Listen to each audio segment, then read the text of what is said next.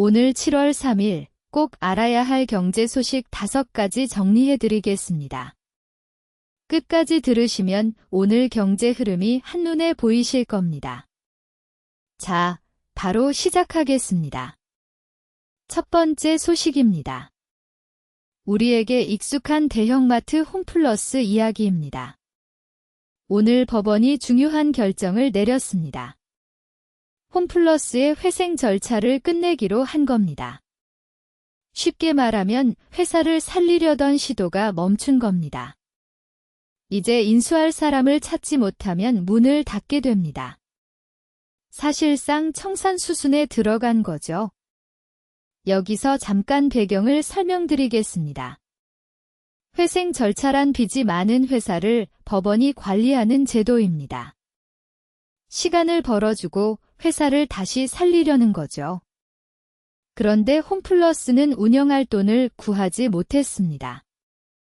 그래서 법원이 이 절차를 접은 겁니다.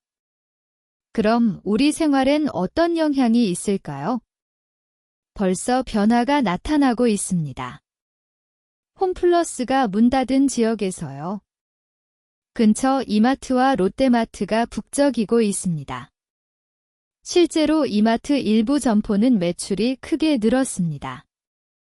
작년보다 11% 넘게 뛰었습니다. 롯데마트도 비슷합니다. 근처 매장 매출이 9% 올랐습니다. 이유는 간단합니다. 대형마트는 집에서 가까운 곳을 씁니다. 그래서 홈플러스 손님이 가까운 다른 마트로 옮긴 겁니다. 두 회사는 이 손님을 잡으려 발빠르게 움직이고 있습니다. 맞춤 할인 행사 같은 걸 준비 중입니다.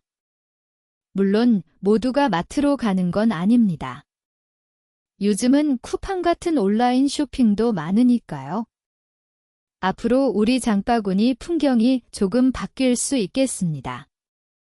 자, 다음 소식 가보겠습니다. 두 번째 소식입니다. 이번엔 자동차 이야기입니다. 전기차 브랜드 테슬라가 무섭게 질주하고 있습니다. 올해 상반기 수입차 시장에서 1위에 올랐습니다. 그것도 압도적인 기록입니다. 반년 만에 작년 한 해 판매량에 거의 다다랐습니다. 무려 작년 실적의 94%를 채웠습니다. 더 놀라운 건 6월 기록입니다. 테슬라의 인기 차종 모델 Y 한 대만으로요. BMW 브랜드 전체 판매량을 넘어섰습니다. 차종 하나가 한 브랜드 전체를 이긴 겁니다. 6월 수입차 시장의 약 30%를 테슬라가 가져갔습니다. 배경을 설명드리겠습니다. 올해 수입차 시장 자체가 커졌습니다. 상반기 등록 대수가 작년보다 33% 늘었습니다. 이 성장을 이끈 게 바로 테슬라입니다. 특히 모델 Y에 손님이 몰렸습니다. 테슬라 판매의 80%가 이 차종입니다. 그럼 이게 왜 중요할까요? 자동차 시장의 중심이 바뀌고 있다는 신호입니다. 이제 전기차가 수입차의 주류로 올라섰습니다. 여기에 중국 브랜드 비아디도 빠르게 크고 있습니다. 6월에만 4,000대 넘게 팔았습니다. 앞으로 차를 고를 때 선택지가 더 넓어질 겁니다. 전기차 경쟁이 치열해지면 가격도 소비자에게 유리해질 수 있습니다. 자, 다음 소식으로 넘어가겠습니다. 세 번째 소식입니다. 주식 시장 이야기입니다. 오늘 코스피가 크게 반등했습니다. 어제 반도체 주식이 크게 떨어졌었죠. 그런데 하루 만에 분위기가 확 바뀌었습니다. 코스피가 5.76%나 뛰었습니다. 다시 8,000선을 넘어섰습니다. 주인공은 반도체 대형주였습니다. 삼성전자가 8% 넘게 올랐습니다. 다시 30만 원대를 되찾았습니다. SK 하이닉스는 더 뜨거웠습니다. 무려 10% 넘게 급등했습니다. 장 초반엔 약세였는데 오후에 매수세가 몰렸습니다. 용어 하나 설명드리겠습니다. 오늘 매수 사이드카가 발동됐습니다. 주가가 너무 빨리 오르면 잠깐 제동을 거는 장치입니다. 프로그램 매매를 5분간 멈춥니다. 시장이 과열되지 않게 하는 안전장치죠. 올해 벌써 16번째입니다. 그럼 무슨 일이 있었던 걸까요? 어제 미국에서 AI 반도체 주식이 떨어졌습니다. 그런데 국내에선 반대로 움직였습니다.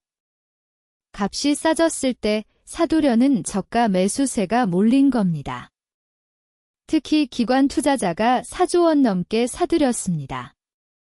이게 반등을 이끌었습니다. 우리 증시는 반도체 회사 실적에 크게 좌우됩니다. 오는 7일 삼성전자 실적 발표가 분기점이 될 전망입니다. 주식이나 연금에 관심 있으시다면 눈여겨보시면 좋겠습니다. 자, 다음 소식 가보겠습니다. 네 번째 소식입니다. 조금 낯선 이름이 나옵니다. MBK 파트너스라는 회사입니다. 사모펀드 운용사인데요. 앞서 말씀드린 홈플러스를 인수했던 곳입니다. 오늘 금융감독원이 이 회사에 대한 제재 심의를 마쳤습니다. 핵심은 이렇습니다. 업계에서는 중징계가 나올 걸로 보고 있습니다. 이른바 직무정지입니다. 새 영업을 못하게 막는 무거운 처분입니다. 만약 최종 확정되면 국내 첫 사례가 됩니다. 이런 운용사가 중징계를 받는 건 처음입니다. 배경을 풀어드리겠습니다. 사모펀드는 큰돈을 모아 회사를 사고 파는 곳입니다. 여기엔 국민연금 같은 투자자도 돈을 넣습니다. 그런데 금감원은 MBK가 문제를 일으켰다고 봅니다. 홈플러스에 유리하게 계약 조건을 바꿨다는 겁니다. 그 과정에서 투자자들의 이익이 침해됐다는 판단입니다. MBK는 이에 유감을 표하며 법적 절차로 소명하겠다고 밝혔습니다. 그럼 이게 왜 중요할까요? 여기엔 우리 국민연금 돈도 들어가 있습니다. 국민연금은 우리 노후를 책임지는 자금입니다. 그 돈이 제대로 관리됐는지가 걸린 문제입니다. 또 이번 결정은 업계 전체에 경고가 됩니다. 앞으로 사모펀드 운용이 더 투명해질 계기가 될 수 있습니다. 자, 이제 마지막 소식입니다. 다섯 번째 소식입니다. 우리 지갑과 직결된 이야기입니다. 우리은행에서 고객 정보가 유출됐습니다. 무려 1만 7천여 건입니다. 더 놀라운 건 시점입니다. 처음 유출된 지 9개월 만에 알아챘습니다. 어떻게 된 일일까요? 외부 개발업체가 원인입니다.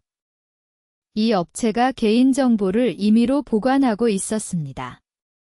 그런데 작년 9월 직원 실수로 유출됐습니다. 유출된 건 두 가지입니다. 이용자 별명과 연계 정보라는 겁니다. 은행은 아이디나 비밀번호와는 무관하다고 설명했습니다. 조금 안심되는 소식도 있습니다. 은행은 이 정보만으론 개인을 특정할 수 없다고 밝혔습니다. 실제로 악용된 사례도 아직 없다고 합니다. 유출을 안 즉시 접근을 차단했다고 했습니다. 하지만 방심은 금물입니다. 왜 중요한지 말씀드리겠습니다. 이런 정보가 보이스피싱에 쓰일 수 있습니다. 그래서 우리도 조심해야 합니다. 모르는 번호 전화는 주의하세요. 문자 속 인터넷 주소는 함부로 누르지 마세요. 은행은 앞으로 관리 체계를 강화하겠다고 밝혔습니다. 협력업체도 전수조사하겠다고 했습니다. 우리 개인정보는 스스로도 지켜야 한다는 걸 다시 새기는 소식이었습니다. 오늘 뉴스 정리 도움이 되셨다면 구독과 좋아요, 그리고 알림 설정까지 부탁드립니다. 매일 경제 뉴스 정리해드리고 있으니 내일도 꼭 찾아와 주세요.